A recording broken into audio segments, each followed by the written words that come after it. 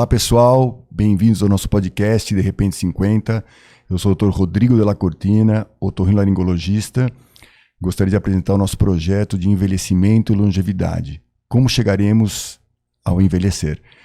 Hoje eu gostaria de apresentar um grande amigo e colega especialista em dor lombar, em coluna, em cirurgias da coluna, para falar sobre como podemos nos prevenir de doenças da coluna, doenças que nos afetam a nossa mobilidade, que vão roubando a nossa qualidade de vida.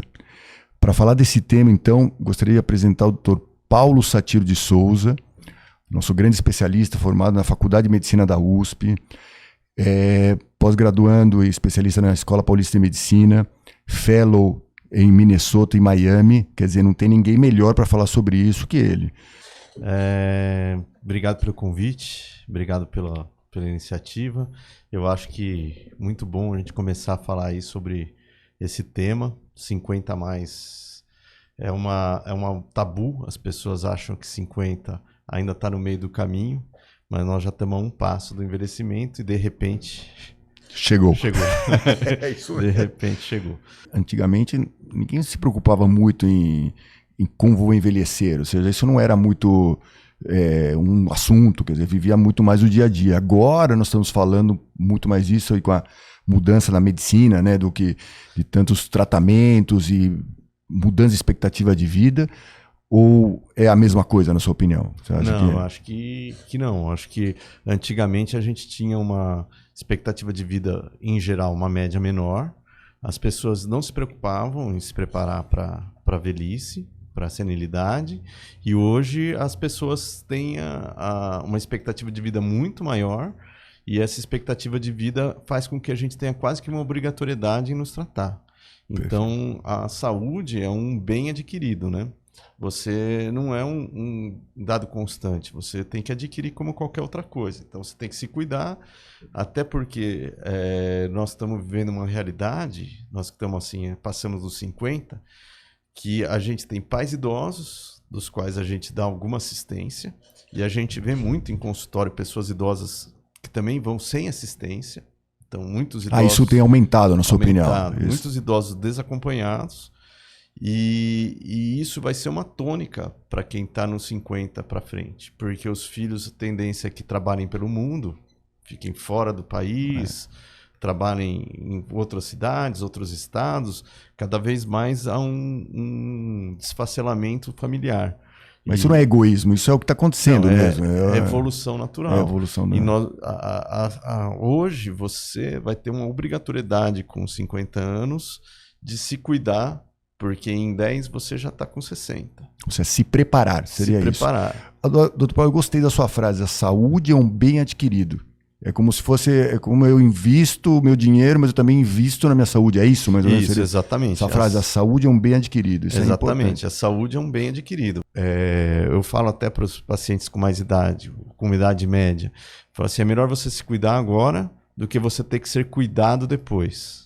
Né? Até porque, por causa disso que a gente está falando do esfacelamento familiar, muitas vezes você não vai ter quem lhe cuide, né? Esse é o recado importante, né? Quer dizer, por isso que a gente fala dos 50 para mais, porque assim, teoricamente, terceira idade começa a partir dos 60, 65 anos de idade. Mas a preparação, na sua opinião, tem que começar antes. A preparação... Antes dos 50 até ou não? Antes dos 50. Se você for ver, por exemplo, na minha parte, que é a área da coluna, o processo de envelhecimento do disco, envelhecimento da coluna, é progressivo a partir dos 30. Tem gente que geneticamente começa a partir dos 25. Mas a partir dos 25 anos de idade. Tem gente que já começa a ter alterações degenerativas em média. Que é jovem, né? Pessoa jovem. Mas com 30, quase toda ressonância vem com alguma alteraçãozinha. Mas isso é por estilo de vida, na sua opinião? Não, é genético. Genético. Não é estilo de vida. Tem uns que começam antes, tem uns que começam depois. É muito engraçado, porque nessa fase... Depois dos 50, quase todo mundo começa a ficar igual. Mas nessa fase inicial, lá pelos 30, 25, 30... Você pede ressonância, tem uma discrepância. Tem paciente que vem com processo degenerativo, hérnia, distúrbio articular. Tem paciente que vem com uma ressonância de 15 anos de idade. A Organização Mundial de Saúde, ela põe mais ou menos 80% da população acima dos 40 anos portadora de dor nas costas. Pelo menos um episódio ao ano. 80%? 80% da população mundial Mundial, não interessa se vai tá ter dor na nas China, costas. na Rússia, vai ter dor nas costas. Por quê? Porque é um processo degenerativo. Talvez nosso corpo tenha sido preparado para viver um pouco menos. E a gente prolonga ele muito. Você falou uma coisa importante. Você é uma pessoa com 70, 80 anos. E a gente está falando de envelhecer, quer dizer, se preparar para chegar bem à cidade. Mas eu já tenho 70 anos, já tenho 80 anos. Existe algo que eu possa fazer ou para tentar minimizar, melhorar, ou já acabou? As cartas estão jogadas? Não. Inclusive, tinha uma frase polêmica, todo mundo acha estranho, que a gente fala assim, a atividade física deve ser iniciada pelo menos na década dos 40 anos de idade, porque isso vai interferir no impacto da sua vida futura. Isso. Mas isso não quer dizer que você não possa começar em qualquer momento. Qualquer idade. Qualquer idade. Então é importante ter uma avaliação cardiológica, ter uma avaliação ortopédica, mas assim, qualquer idade é importante fazer atividade física. Eu tenho pacientes de 87 anos, 88 anos, eu tenho uma senhora que é médica, era pediatra, ela foi perdendo a mobilidade, virou psiquiatra, e ela está ativa, trabalhando com 87 anos, e agora ela está no Pilates, está fazendo atividade física, porque ela começou a ter muita restrição da atividade profissional por dor nas costas. Né? E ela começou com idade de 80 anos? 85, 86 a sofrer da coluna. Ou seja, não há desculpa assim, olha, eu tenho 80 anos, já não dá mais. Não, ela começou a atividade física com 87. E há um impacto importante, na sua opinião? Ou seja, é realmente... Ela escapou de um processo cirúrgico fazendo atividade física. Então, assim, voltando à história, a gente falou de 70, mas eu tenho também pacientes de 80 anos, agora cada vez mais, muito mais do que eu ainda, pacientes com até 90 anos, que vão ao consultório e vão questioná-lo. Doutor, eu posso fazer minha prática esportiva? E a resposta para eles é sim. Sim. O senhor pode, porém... Adaptável, importantíssimo passar um cardiologista também, para ver o coração. Adaptar também, é muito bom tentar adaptar a dieta também, então o nutricionista, o educador físico, e aí você tem um conjunto de fatores, ou seja, medicina hoje também não é mais só o médico, a gente tem um grupo, né? Então a gente precisa ter uma base de apoio, um grupo. Fora atividade física, o senhor falou dieta, né, com nutricionista. Tem alguma coisa específica de dieta, ou seja, alguma coisa que pode se comer, outra que não, que deveria, ou é uma coisa mais geral de qualidade de dieta mesmo? Ao meu ver, qualidade de dieta é uma dieta com fibras, água, reposição de isotônicos durante a atividade física, ou seja, fazer com que você mantenha o seu corpo saudável. Cuidados gerais. Cuidados gerais, Aí, para isso que a gente tem as especialidades, né? Em relação à prevenção, por exemplo, assim, como a gente conversou, os idosos cada vez mais, a medida que vai envelhecendo, vão ficando mais sozinhos e tem que continuar fazendo atividades de casa. Limpo, lavo louça, cuido. Existe algum mecanismo de prevenção, fora os exercícios, alguns movimentos que eu tenho que evitar ou treinar alguma coisa para as atividades do dia a dia? Várias pessoas do ramo da educação física, da atividade física, que são excelentes para fazer treinos com fortalecimentos específicos. A pessoa tem um banco e você vê o idoso sentando e levantando, sentando e levantando, sentando e levantando, repete lá 10 vezes, 3 séries de 10. Aí você fala assim, o exercício que é levantar sem apoiar a mão. Já é um exercício. É um bom exercício. É um bom exercício. Então, quer dizer, a adaptação da atividade física, ela também é uma atividade para adaptação funcional do dia a dia. Então, quer dizer, assim como o jogador de futebol treina o chute, o jogador de vôlei treina a cortada, o de tênis treina o saque, a rebatida, a gente vai treinar nossas atividades do dia a dia, porque elas é que vão fazer, essas pequenas coisas é que vão nos limitar. Se fala agora, por exemplo, que a vida sentada é tão importante quanto o cigarro, por exemplo, é tão deletéria, que a gente vive sentado o tempo todo e tal. Na forma de prevenção, isso também é importante, quer dizer, durante o trabalho me movimentar, fazer uma coisa. Estou falando para pessoas sobre 50, abaixo de 50... eu acho que assim, sobre 50, sim, é óbvio, né? Abaixo dos 50, a gente começa a ter uma mudança de comportamento que é bem visível também em consultório, onde o limite do trabalho acabou, né? Então, a hora do trabalho acabou. Você anda com o telefone celular, seu trabalho te acompanha, E agora os telefones são computadores, né? Então eles... E a vida inteira sentados. A vida inteira tá lá. Então você caminha, eu e você como médico, nós temos esse problema também. Então vai para a praia, mas as pessoas continuam mandando a exigência, solicitações, conversas, resposta, atenção. Então, quer dizer, você carrega o seu trabalho com você o tempo todo e essa carga ininterrupta de trabalho, eu acho que é mais lesiva do que tudo. Há uma necessidade imperativa de impor limites pessoais à sua própria vida. Isso o senhor relaciona, por exemplo, esse estresse contínuo, de estar sempre ativado, o cérebro ativado, o senhor relaciona, por exemplo, com a piora da dor lombar?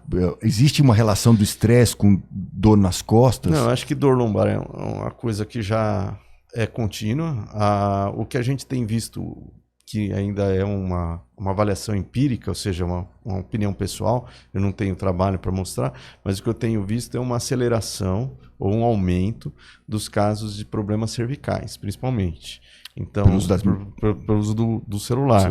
Então, é posição fletida, respondendo o celular o tempo todo. Então, as colunas cervicais que não sofriam então não é estresse. Tanto antes, estão sofrendo mais com postural. O estresse também pega ali, mas elas estão sofrendo mais. Então, quer dizer, os casos de lombares eram o nosso dia a dia. E a relação é com o celular. Mas principalmente, a única coisa que mudou nesses 28 anos que a gente tem de formado é hipersolicitação pelo celular. Né? Mas e mais precoce também. Mais jovens. Não, mais precoce. E assim, elas já estão empatando. Então, o número de procedimentos de lombares já estão empatando com o número de procedimentos cervicais. Ou seja, nós estamos tendo uma mudança radical. Avaliar a minha posição e o tempo que eu passo no celular também é uma forma de prevenção para o meu envelhecimento, pensando no pessoal muito mais jovem. E se a gente colocar assim, bom, o paciente tentou todos os tratamentos, estou falando para as pessoas já que estão com dor e que toda essa nossa discussão de prevenção já passou, tudo isso, já não houve todo esse trabalho, tenho dor, não melhoro com medicamento, não melhoro com remédios, eu tenho que fazer um procedimento, assim, de maneira geral, obviamente, sem muitos... São muito invasivos? Houve uma mudança de tecnologia? Não, como que está isso agora? Uma mudança tecnológica, a gente fala que assim, hoje em dia a gente tem uma escada, um patamar de tratamento. Então esse patamar se inicia com medicamentos, terapias, sejam elas quais forem, físio, quiro, pilates, fortalecimento, alongamento, isso segura a maior parte. Não melhorou, muitas vezes a gente faz bloqueios e infiltrações, procedimentos minimamente invasivos, são injeções e denervações de pontos sensitivos de dor. Uma denervação seria o quê, doutor? A gente põe uma agulha na saída do nervo e a gente injeta anestésico ou faz um sistema de radiofrequência onde você faz uma ablação daquele nervo. Como fosse uma pequena queimadura com baixa temperatura. Baixa temperatura. E aí você... falando legalmente, você desliga aquele nervo por um período, então você elimina a sensibilidade dolorosa da coluna por um período. Esse procedimento, ele tem uma resolução boa, em grande parte dos casos, mas ele tem que ser escolhido para pacientes que não tenham patologias ativas, ou seja, uma hérnia comprimindo o nervo, uma lesão neurológica, alguma coisa assim, e ele vai dar uma chance para o paciente voltar o degrau atrás, para atividade física, bloqueio, tudo tal. Então, ou seja, não é um tratamento terapêutico definitivo.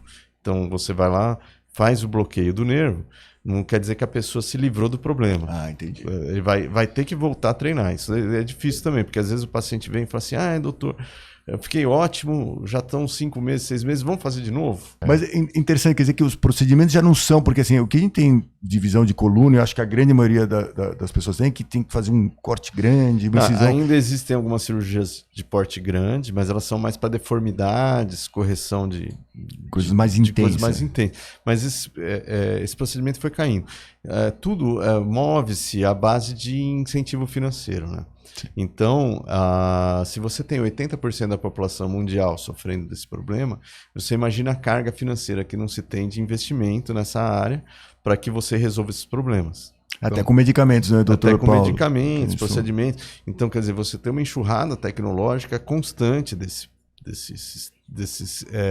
pesquisas sobre essa área. Mas isso é interessante para o nosso público, quer dizer, as cirurgias mudaram, então já não é mais um procedimento para poder devolver a possibilidade de voltar a treinar. Você devolve a qualidade de vida. Então você descomprime o nervo que está comprimido. Hoje pode fazer isso por vídeo. Então, quer dizer, um corte de meio centímetro, uma cirurgia de 1h20, você substitui uma cirurgia que era de 8 horas. Então, que tá internalizado na nossa cabeça. Cirurgia de coluna é aquele negócio, uau! Alguém já vivenciou um pós-operatório de 10 anos, 15 anos atrás, de algum familiar, parente, amigo. Que era coisa grande, né? E mudou.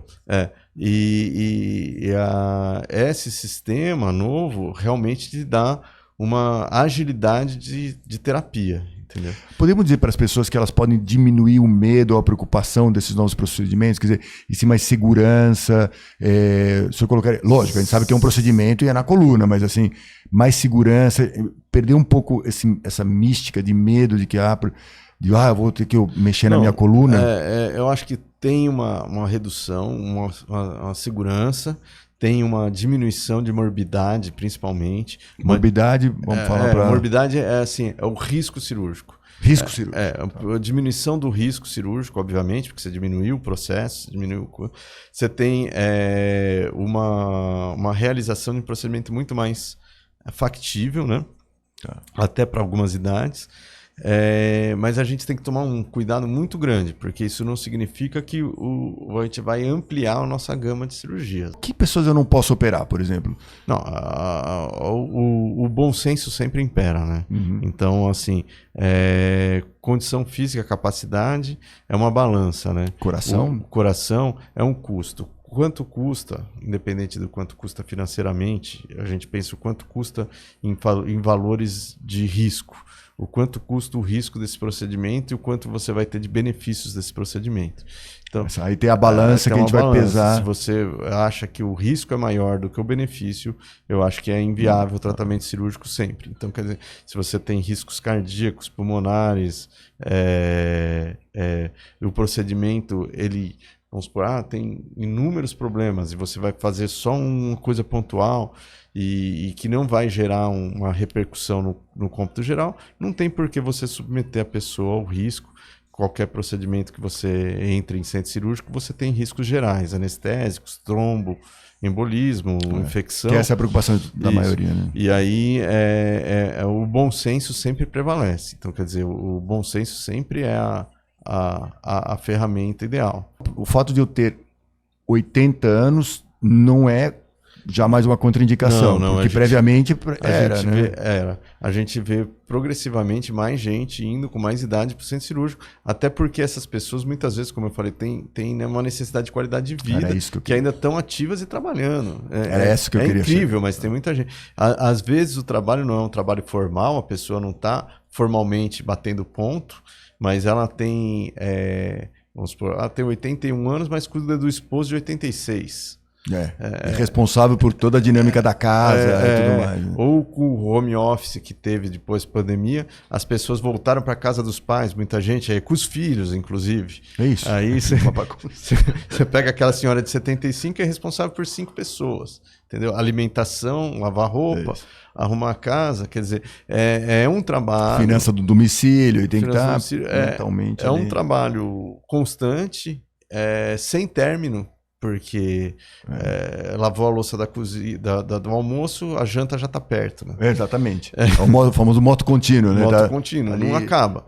Então, você pegar essa pessoa e devolver um pouco de qualidade de vida, até para esse trabalho do dia a dia, para ela é importante. Até porque essas pessoas elas são cuidadoras, né? Elas também não abrem mão de fazer esse serviço. Sim. A personalidade, inclusive. Personalidade. Esse é um dos pontos que eu estou falando, que essas pessoas que hoje estão com 50, talvez 40, têm uma mudança de qualidade de vida nos 80, porque a gente já tem uma outra perspectiva de cabeça. Então você talvez não tenha esse convívio familiar ou esse apoio de rede familiar.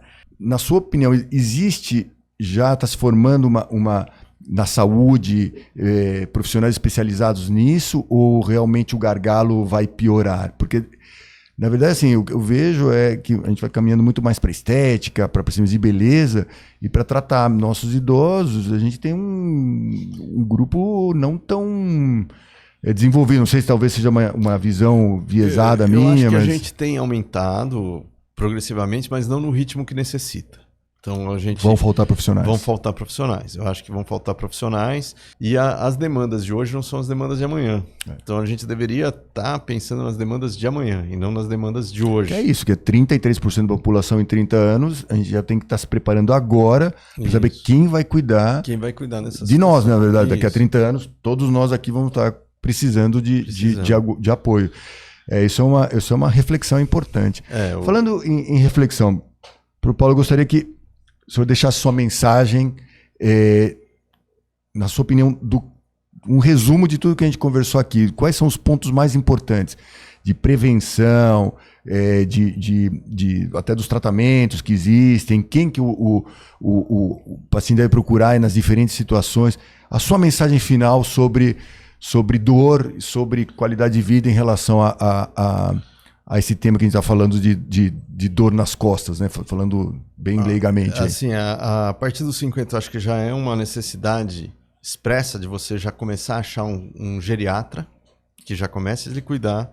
Você vê seus distúrbios físicos, hormonais, articulares, e passa a ser quase que uma obrigatoriedade você se cuidar. Porque se você pensar que você vai ser uma população maciça daqui 1/3 da população daqui 30 anos, então você vai ter que se virar. Entendeu? Autovalente. Autovalente. Então, minha dica aí tentem ao máximo iniciar suas atividades físicas, seu padrão financeiro e fazer um planejamento a longo prazo. Porque a idade tem uma probabilidade muito grande de você chegar a uma idade avançada. A gente vê isso dia a dia e a medicina só progride. Ou seja, sua expectativa de vida só tende a progredir. Tá? É lógico que você pode ter intercorrências no meio do caminho. A pessoa fala assim, me guardei e fulano... Sim, mas assim, não é a realidade geral. O quadro geral é que a expectativa de vida está aumentando, seremos idosos e precisaremos de uma rede de cuidado. E temos que estar preparados para quando isso chegar. O cuidado se inicia por você mesmo. Eu até falo para as pessoas, eu falo assim, é melhor você se cuidar agora do que ser cuidado depois. Porque quanto mais você se preparar, menos o custo financeiro na sua idade avançada você vai ter, porque você vai estar mais autossuficiente, caminhando, andando. Então, quer dizer, a quantidade de cuidadores que você vai precisar é menor. Muito obrigado, Dr. Paulo. Foi um prazer enorme, aprendemos muito. Ficam as mensagens. Nunca é tarde para começar a treinar, nunca é tarde para começar a se preocupar e se preparar. E para quê? Para ter uma qualidade de vida da melhor forma possível. Acompanhe-nos, De Repente 50. Informação de qualidade para você.